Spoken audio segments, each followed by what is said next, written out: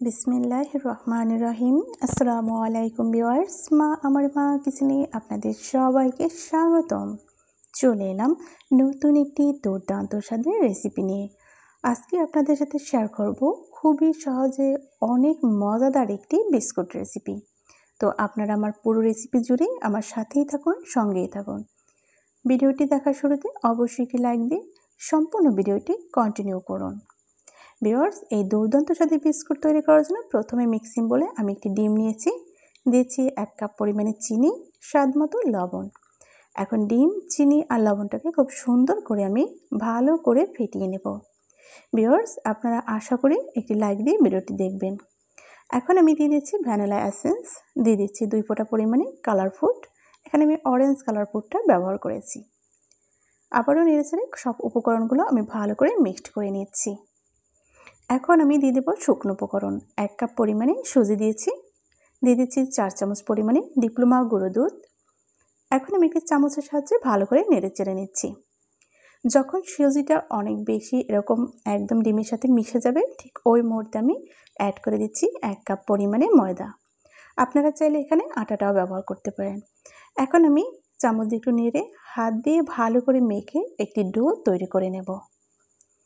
দেখতে পাচ্ছেন খুব সুন্দর একটি মসৃণ ডো কিন্তু আমি তৈরি করে নিয়েছি। বিস্কুট বানানোর জন্য এই ডোটাকে আমি সরাসরি তুলে নিচ্ছি বোর্ডের উপরে। এখান থেকে আমি কিছুটা ডো নিয়ে নেব এবং 2 হাতে মাঝে রেখে এটাকে ভালো করে গুঁড়িয়ে খুব সুন্দর একটি বল শেপ দিয়ে নেব।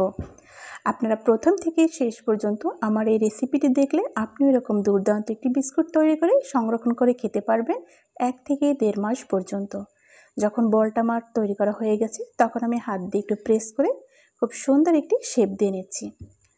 এখন আমি একটি ডিজাইন তুলে নেব। তো এর জন্য এখানে দেখতেই পাচ্ছেন একটি পেন্সিল আকারে আমি যে কলমগুলো আছে ওটা নিয়েছি। এখন আমি খুব সুন্দর করে এই কলমের যে পিছন সাইড ওখান দিয়ে আমি একটু ডিজাইন দিয়ে নিচ্ছি। আশা করি আপনারা দেখে কিন্তু বুঝতে পারছেন। তবে খুব বেশি উপকরণের প্রয়োজন নেই। দেখতে পাচ্ছেন খুব সহজে সিম্পলভাবে কত সুন্দর একটি বিস্কুট তৈরি হয়ে গেল। তো আপনাদের সুবিধার্থে আমি আরও একটি বিস্কুট তৈরি করে দেখাচ্ছি। ততক্ষণে আমি আপনাদের কাছে একটি কথা বলতে চাই। আপনারা অবশ্যই ভিডিওটি ফুল ওয়াচ করার চেষ্টা করবেন আর আমার চ্যানেলের সাথে সাবস্ক্রাইব করে যুক্ত হয়ে থাকবেন। আশা করি আপনারা যারা চ্যানেলটি সাবস্ক্রাইব করবেন তারা অবশ্যই নিয়মিত ভিডিও দেখার চেষ্টা করবেন। সবার মাঝে ভিডিওটি বেশি বেশি করে শেয়ার করে দিন। একই প্রসেসে কিন্তু প্রত্যেকটা বিস্কুট আমি তৈরি করে নেব।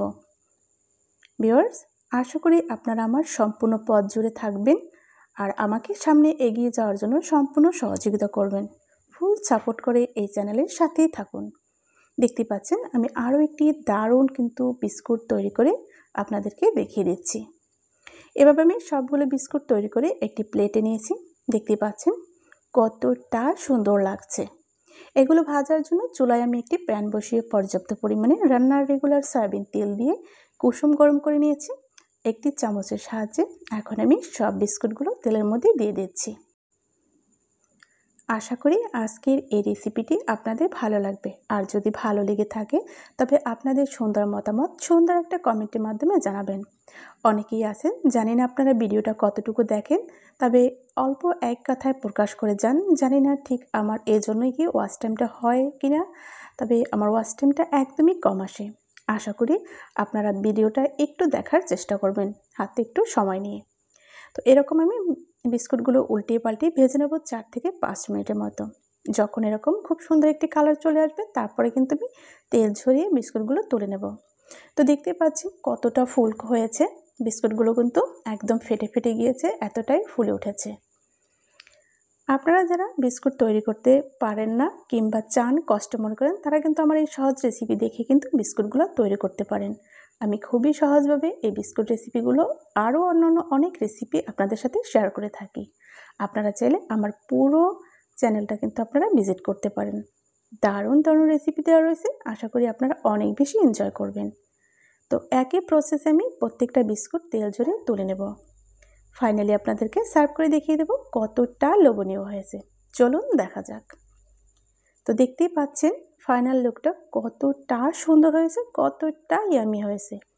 এরকম একটা বিস্কুট যদি আপনি তৈরি করতে পারেন পরিষ্কার পরিচ্ছন্ন পরিপাটিভাবে, তবে আপনি কিন্তু জীবাণুমুক্ত একটি বিস্কুট খেতে পারবেন। কারণ আমরা অনেক সময় দোকান থেকে যে কিনে খাই তাতে কিন্তু অনেকটা অস্বাস্থ্যকর পরিবেশে তৈরি থাকে, যেটা আপনার বাচ্চার জন্য একদমই উচিত নয়। যতটুকু পারেন ততটুকু পরিষ্কার হাতে যদি তৈরি করে খেতে পারেন অনেক ভালো লাগবে। আজকে অনেক কথাই বললাম, তো যদি ভালো লাগে ভিডিওটি আমার চ্যানেলের সাথেই থাকুন, দেখতেই থাকুন। সবসময়ের জন্য আশা করি আপনারা ভালো থাকবেন, সুস্থ থাকবেন। আজ এই পর্যন্তই, দেখা হবে আগামীতে নতুন কোনো ভিডিওর সাথে, নতুন কোনো রেসিপির সাথে। সে পর্যন্ত সবাই সুস্থ থাকুন। আল্লাহ হাফিজ। আসসালামু আলাইকুম ওয়া রাহমাতুল্লাহি ওয়া বারাকাতুহু। আপনারা যে যেখান থেকে আমার আজকের এই রেসিপি দেখেছেন আপনাদের জন্য অসংখ্য অসংখ্য দোয়া রইল। আল্লাহ হাফিজ।